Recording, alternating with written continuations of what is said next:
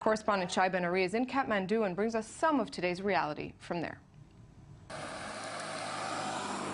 5 days after the devastating earthquake which shook the nation of Nepal to its very core, the news this morning wasn't much better.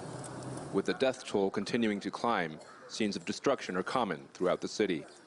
Here at Durbar Square, where several temples dating as far back as the 16th century collapsed into rubble last Saturday, foreign search and rescue teams have arrived to help in the effort. The rescue company continuing this since yesterday. So many armies and police they are trying to avoid all the damaged materials and looking for the alive person. As you can see, the army and police have cordoned off this part of the Basantapur temple complex to allow this Japanese search and rescue team to get to work. They're still busy looking for survivors, clearing rubble, and hoping to find people alive. Not far away is Tudikal Park. This large stretch of grass in the city center has now been transformed into a tent city, with thousands of people now living as refugees in their hometown. Many of them simply refuse to return to their homes for fear of further aftershocks, even this long after the original quake. Others have no choice, their houses destroyed. Basic supplies and sanitation are lacking here, with cases of disease already noted. While the government and armed forces have been providing aid, it has not been enough. It's been like 4 days now.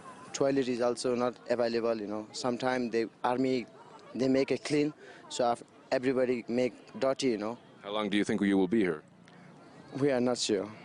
Maybe we're asking for the rescue team, different people, how many days we have to stay here, But our houses is gone. That's why no one say it's not sure, how long you have to stay here. We are not sure. Not all of the homeless are based here, though. Others prefer to sleep on the side of the road. Smoke and ash fill much of the air in the disaster-struck city. The source is these funeral pyres, where the dead are cremated in compliance with the tenets of the Hindu faith. This man has come to the Pashupatinath temple on the banks of the Bagmati River to pay his last respects to his grandmother. Actually, this is a religious place, and people come here to worship God.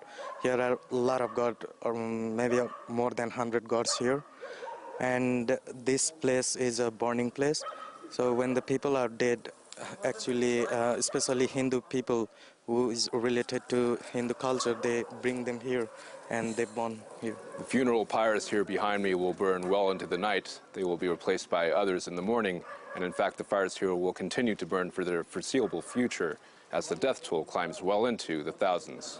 In times of crisis, people here, as in other corners of the globe, take comfort in their faiths and traditions. 3 days of national mourning have been declared, but for tens of thousands, life will never be the same.